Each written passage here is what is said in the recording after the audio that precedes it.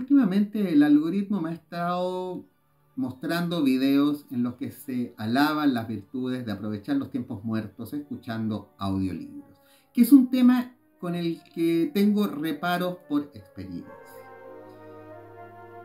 Y cuando me encuentro con estos audioletrados, por lo general la situación es, por ejemplo, refiero a la metafísica de Aristóteles y me dicen, no, sí, yo lo leí.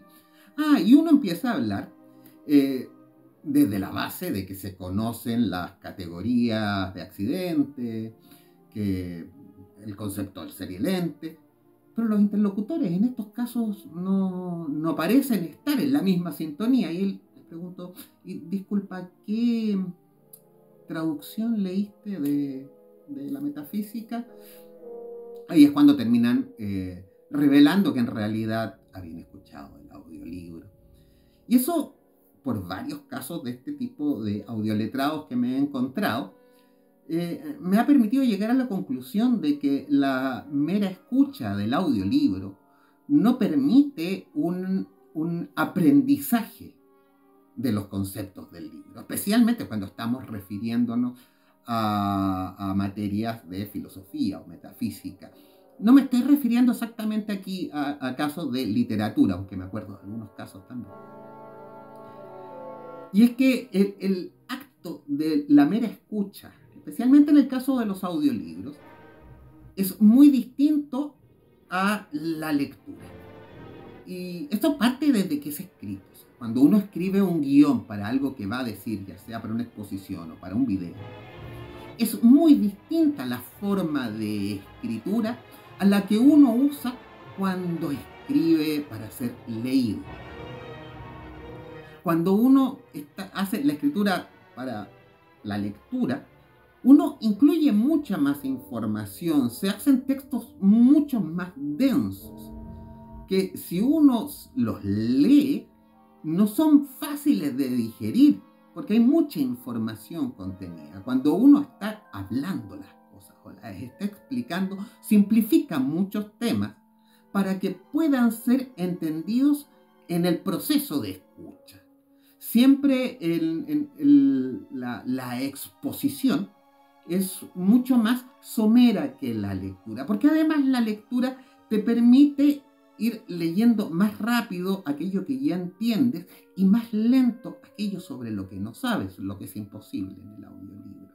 También te permite detenerte, digerir un determinado concepto, procesarlo, revisar las fuentes, que es algo muy importante, especialmente cuando uno lee textos de magia, por ejemplo, del siglo XIX, XVIII. En los textos del siglo XX es distinto. Estoy pensando en Butler, en Craig principalmente, que es una escritura más orientada a la masividad. Pero incluso en Crowley, en Papus, en Eliphas Levi, vamos a encontrar que ellos están escribiendo para un público público. Y si no hemos recibido esa educación, que es una educación que no forma parte del modelo actual, la educación actual está orientada a generar buenos trabajadores, no tiene esa carga que había antes, que era la educación burguesa para la alta clase, que incluía en sus mallas curriculares el conocimiento de la filosofía clásica, algo que hoy en día está perdido prácticamente. Ellos estaban escribiendo para este público culto. Y eso nos obliga, cada vez que mencionan hacia la pasada, tal como decía Pitágoras, tal como decía Sócrates, ellos suponen que tú ya lo conoces. Así que uno, para entender realmente a lo que se refieren en ese momento, debe ir al autor que están refiriendo y revisarlo para entender en realidad el trasfondo de lo que se intenta comunicar. Hay otros casos que yo los encuentro peores, que dicen que están escuchando el audiolibro porque ya leyeron el libro. En este caso sí me acuerdo de una conversación que tenía con alguien respecto al Quijote, que aseguraba haberlo leído y que ahora se había escuchado el audiolibro, pero conversando con él no recordaba ninguna de las escenas. Porque claro, leer el Quijote que tiene un montón de capítulos, que dentro de la historia hay un montón de otras historias. Si uno escucha todo de corrido, no alcanza a procesar nada. Uno el Quijote lo va leyendo a capítulos, prácticamente como quien ve una serie. Si te ves más de dos, ya no puedes entenderlo. Pero también, no sé, ocurre con la Ilíada. Hay tantas escenas y con tanto detalle que si uno lo escucha de corrido sin darse una pausa entre párrafos y intentar recrear la imagen de la batalla que se está ahí recreando, no va a memorizarlo. Y que es peor aún, que por lo general los audiosabios escuchan los audiolibros mientras están haciendo otras cosas. Mientras, no sé, están haciendo el aseo, están trabajando en algo, mientras hacen otros procesos tienen el audiolibro. ¿Y qué es lo que ocurre en esos casos? Y te van a decir, no, es que yo soy multitarea. Y esto está probado neurológicamente, por si acaso. Eso no existe en el cerebro humano. Nosotros podemos ponerle atención a una cosa al mismo tiempo. Cuando estamos haciendo varias cosas a la vez, nuestra atención salta.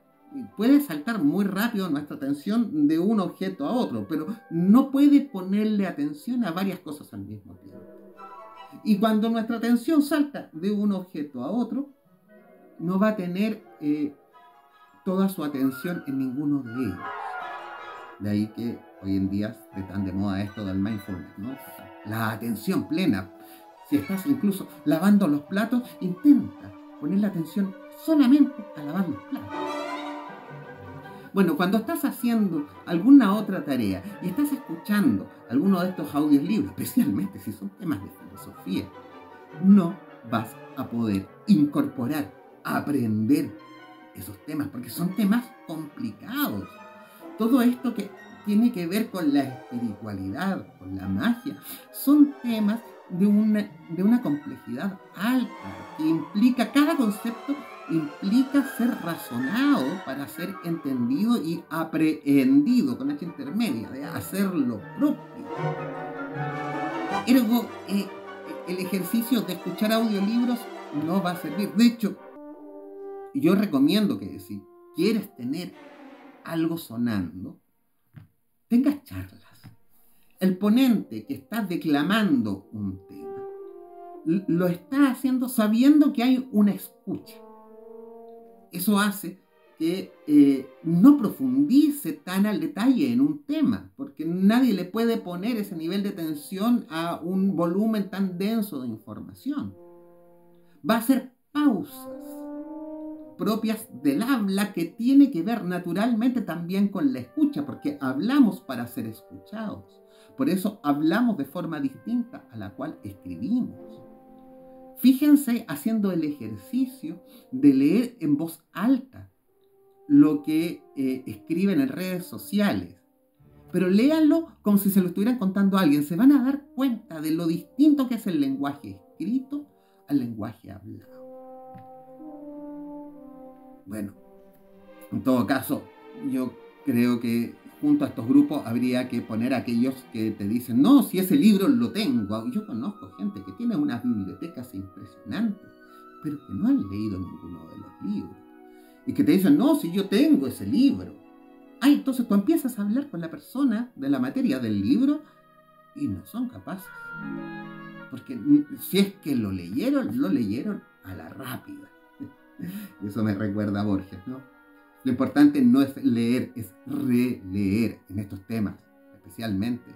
Lo importante no es haberse leído la metafísica de Aristóteles. Lo importante es habérsela estudiado. Y eso también es como la etimología que daba de religión Cicerón. No es de religare, es de relegere, de releer, darle una segunda lectura a las cosas para entenderlas en profundidad.